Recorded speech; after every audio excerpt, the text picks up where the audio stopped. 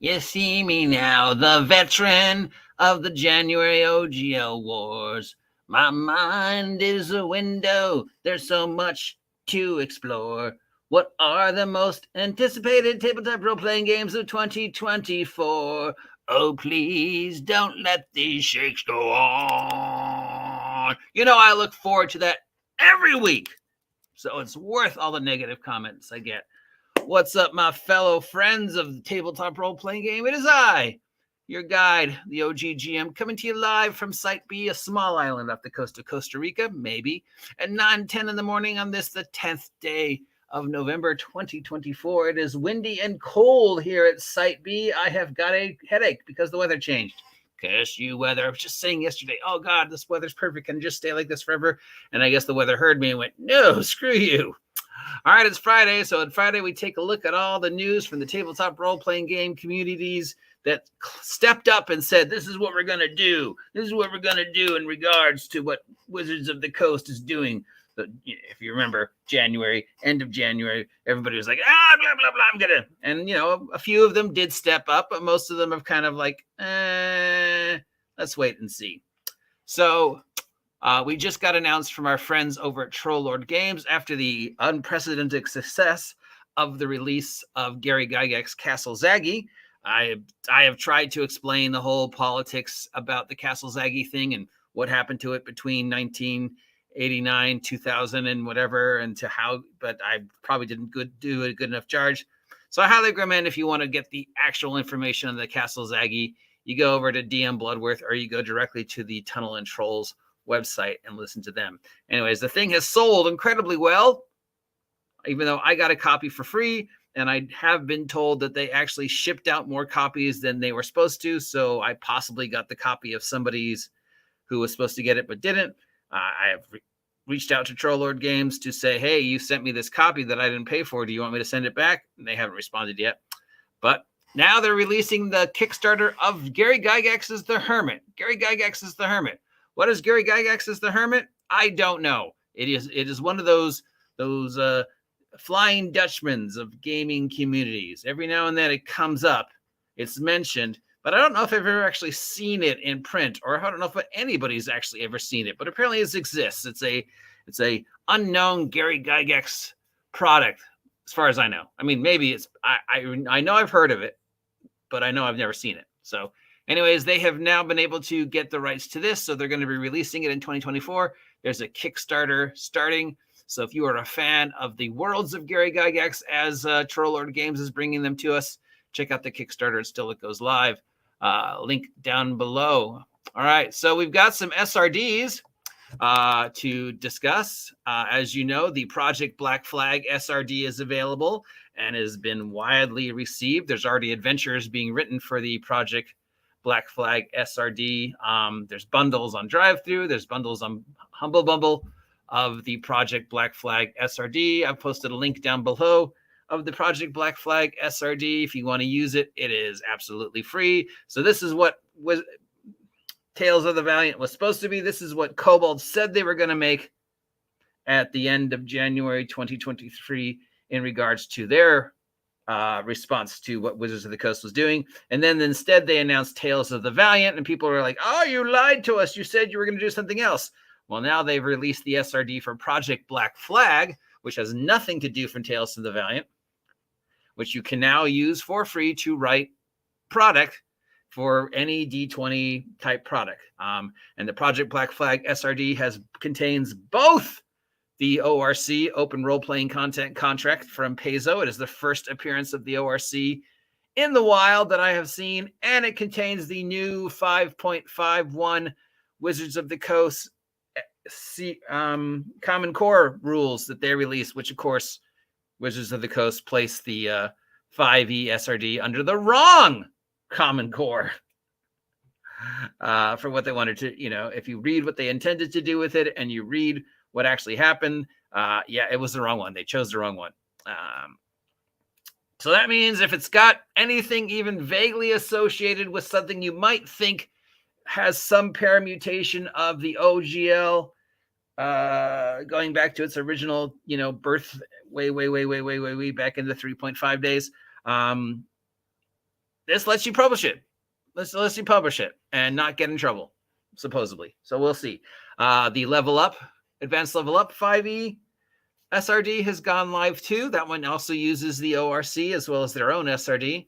So that one I also have a link down below. So if you want to write stuff for EN World Publishing's advanced 5e level up and not get into any trouble, you can use that SRD as well. Of course, the 5e SRD is available to reach on the Wizards of the Coast site if you want to write 5e stuff directly through Wizards of the Coast and deal with you having to pay them for the privilege of using their product. Sure, that's available too, but no.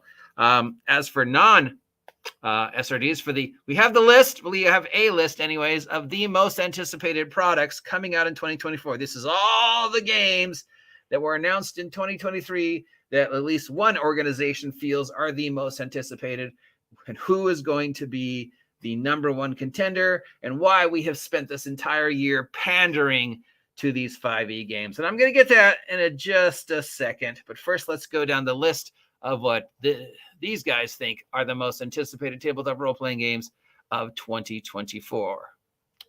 And number one, it should come as no surprise that the most anticipated product on the tabletop role-playing game community is 5e 2024, or whatever it's going to be called. We just had a brand new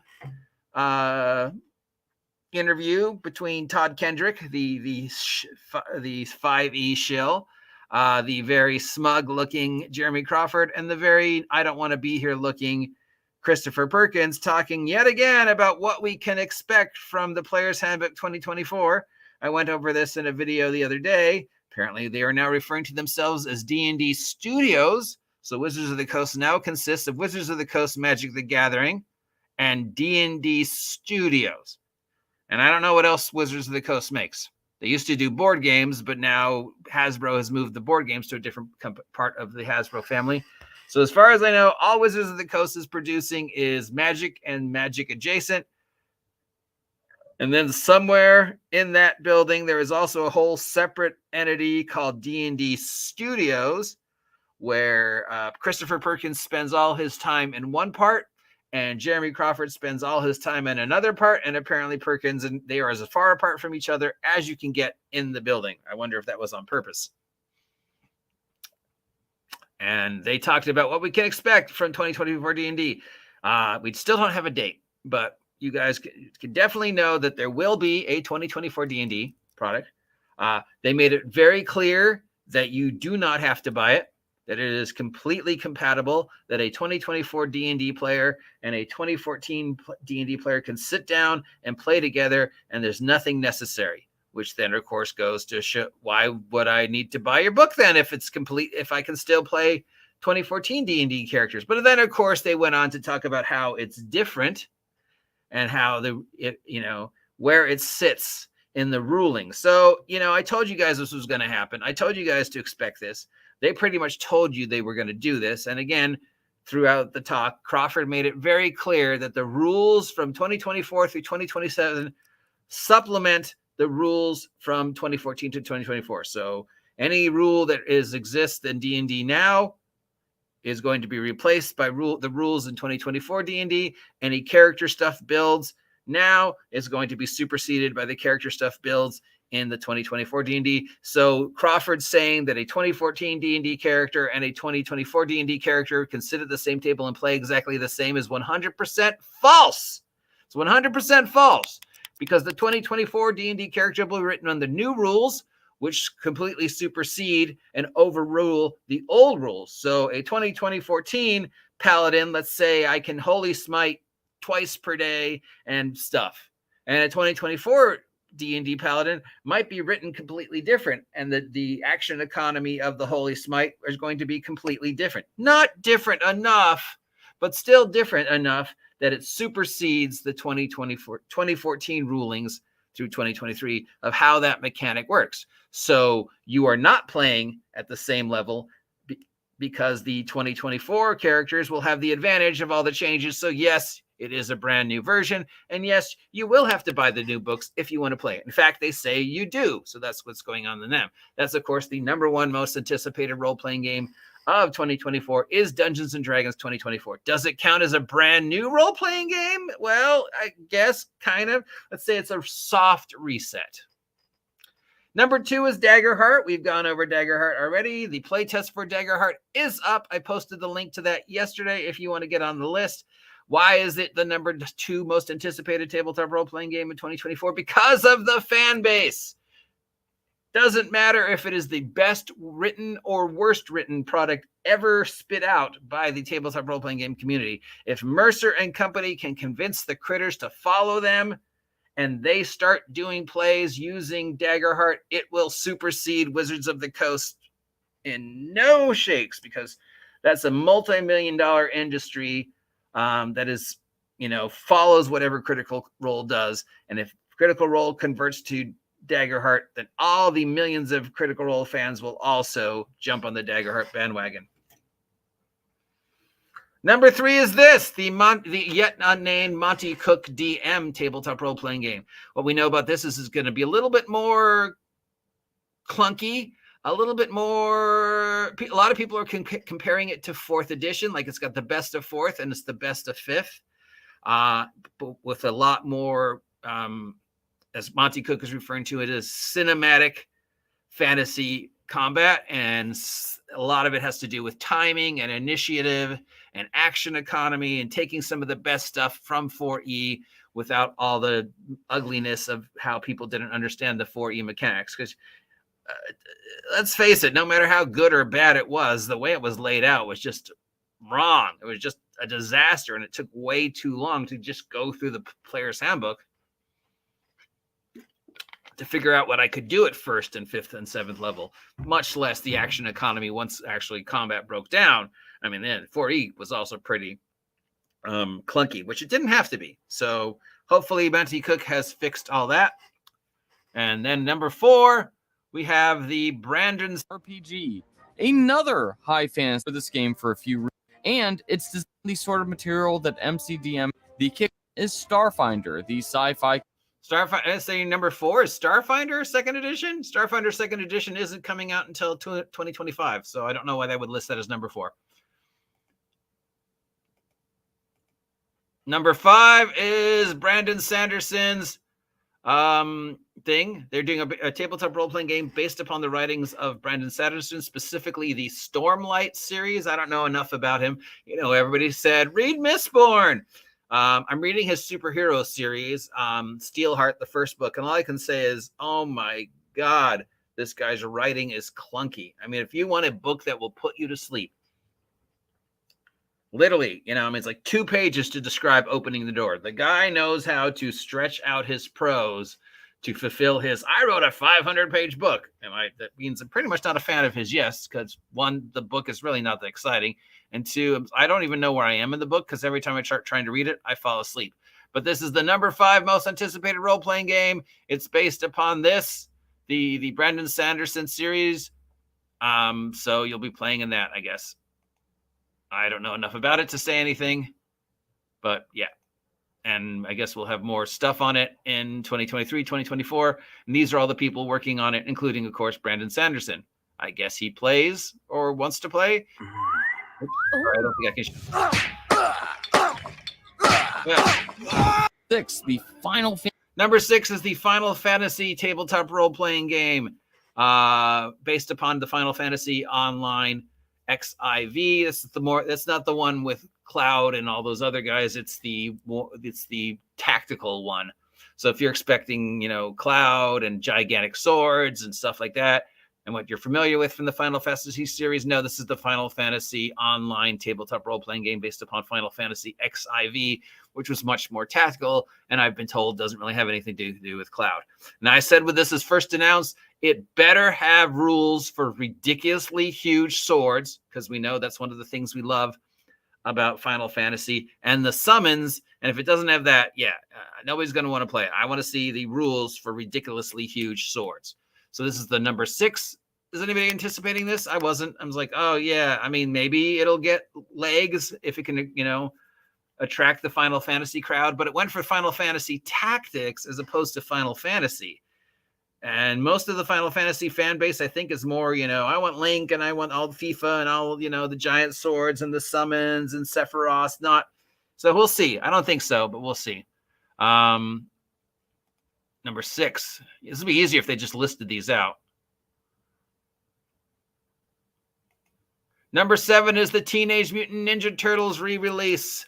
You can go over to Max Liao's site over at Legion of Myth and find out everything you want to know about Teenage Mutant Ninja Turtles. Link down below. They have interviewed the creators, so they will do a much better job of covering what's going on. So is this on your list of anticipated? Because they announced it, and I was like, I mean, you can't say, oh, this is the super serious Turtles the way they were meant to be, because the Turtles were always meant to be a joke.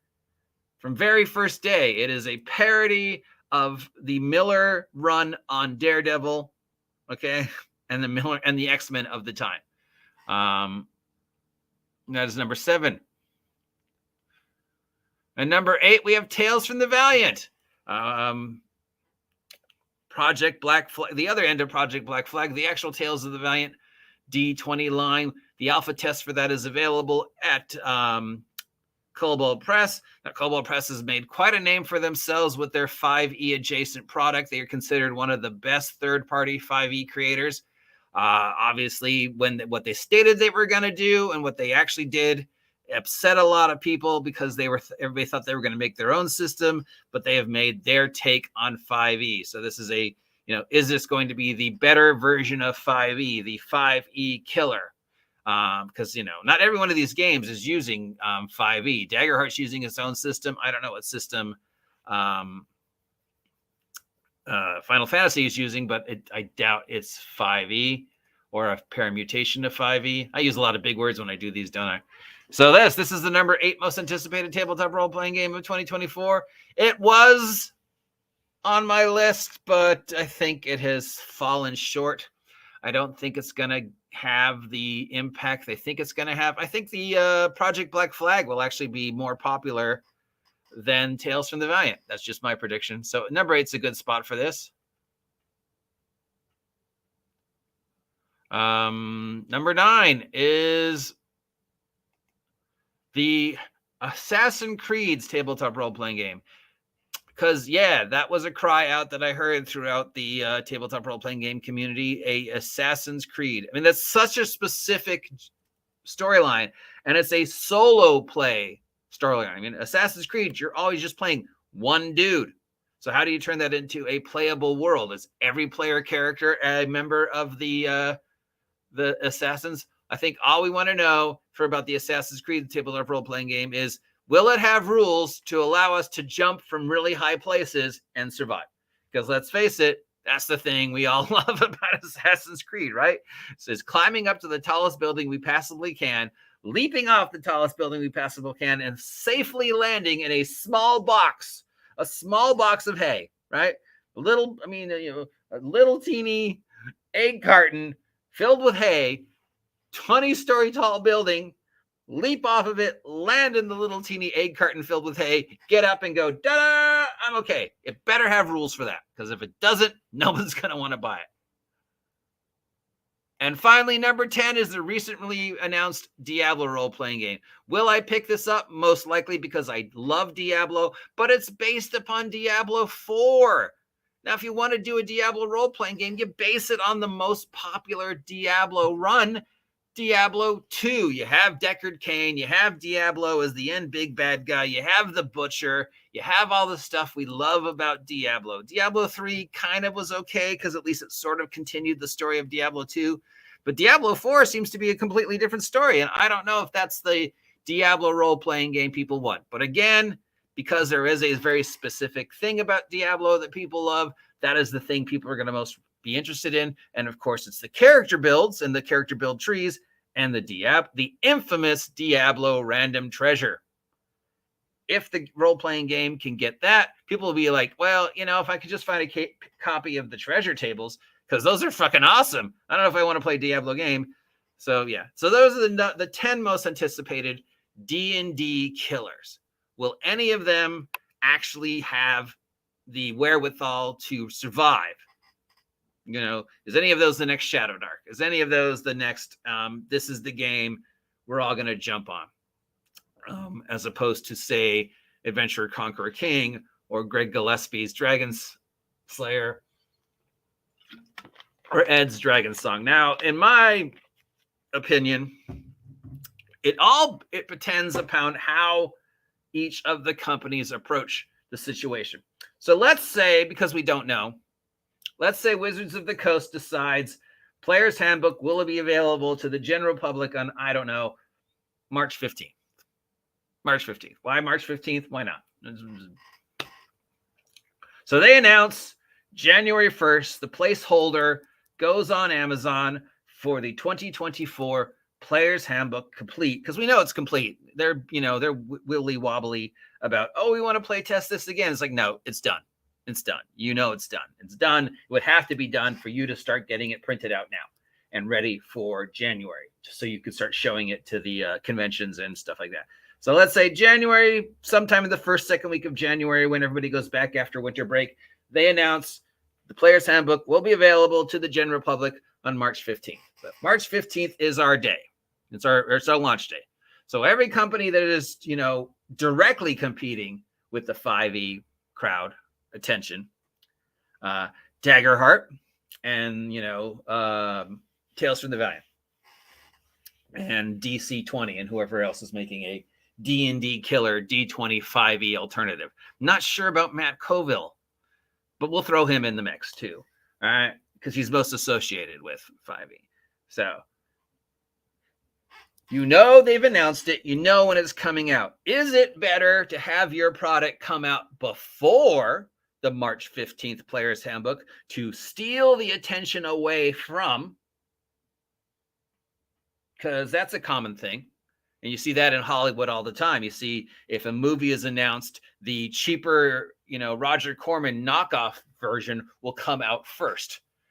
Transformers came out, but like weeks before, there was the Transmogrifiers, right? So do you follow that practice? Do you put your product out before March 15th in hopes that people will just see 5e ahead of time and go that way, and whether they are disappointed or excited, great, but you're building up the excitement and then capturing that excitement before 5e comes out on March 15th. Now, again, I don't know if that's the actual day. March 15th is the actual day the new Player's Handbook is coming out. I'm just making a day up. Or do you do what many of the companies did in 2014 and when OGL, 3.5 and whatever, do you wait?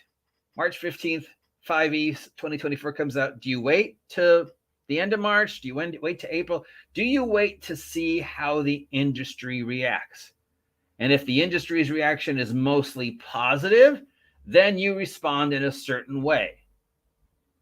But if the industry's response to 2024 and player response to 2024 D&D on March 15th going forward is negative, then you respond another way. And if it's negative after March 15th, you want to dive in that pool right away.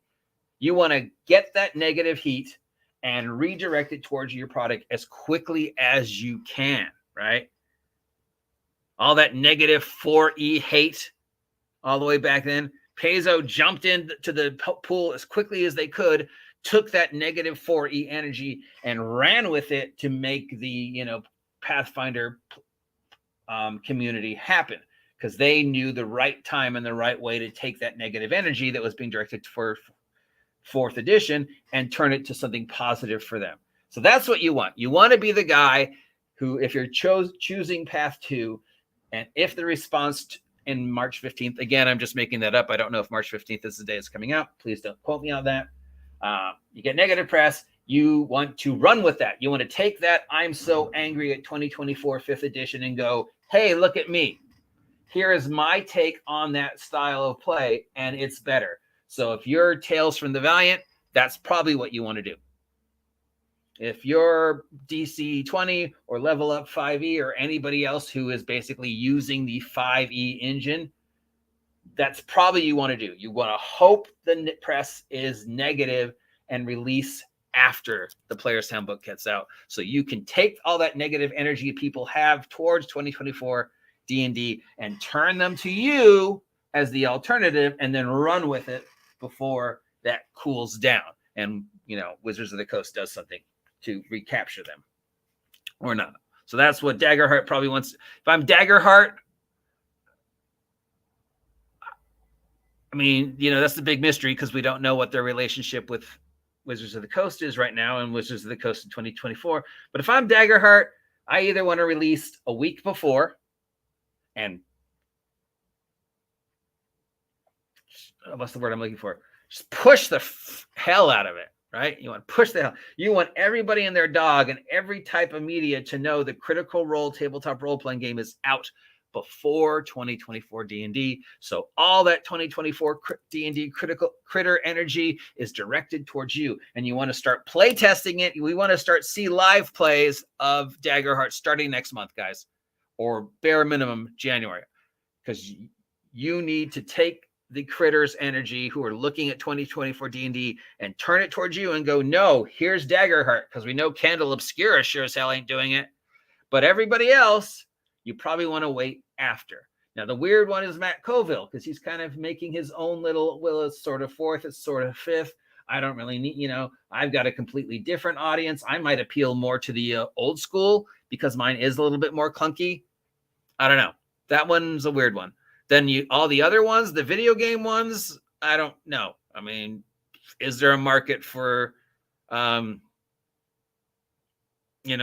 Creed? Or is somebody going to buy it and is it just going to sit on the shelf? I don't know about those. I think, like everybody else, you probably want to get it out after Wizards or before Wizards. But most likely, you want to get it out after Wizards and after the hype for Wizards has stopped, and you're just going to have to count on the fact that your game will not be as big as 2024 D&D. Diablo, well, again, it's a completely separate fan base. It just depends on how good the game is. Obviously, people will buy it because they love Diablo, but I also think it's just going to end up being sitting on the shelf unless it's absolutely amazing, which, considering it's being written by people who I've never heard of, I don't know. I mean, it's Diablo. I'll buy it because I love Diablo, probably, but will it sit on my shelf for the rest of my life?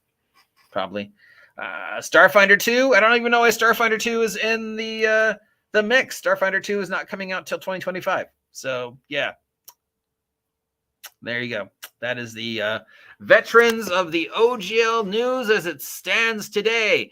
If you are interested in using the ORC or any permutation of the ORC to make product right now and have some level of protection for your product and be able to publish it on like Lulu or whatever, the ORC is available on the Project Black Flag SRD, which is free. Just download the Project Black Flag SRD. The ORC stuff is right there on the first page. Cut, paste, put it on your product, and you should be fine.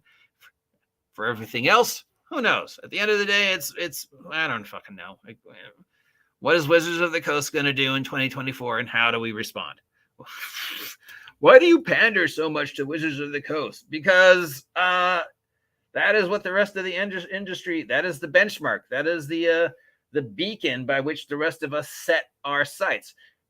If Wizards of the Coast is dumb, we take advantage of that. If Wizards of the Coast is smart, we take advantage of that. We see what they do, and then we respond to take the most advantage we can of their mistakes. So right now, Critical Wizards of the Coast is not in a good place.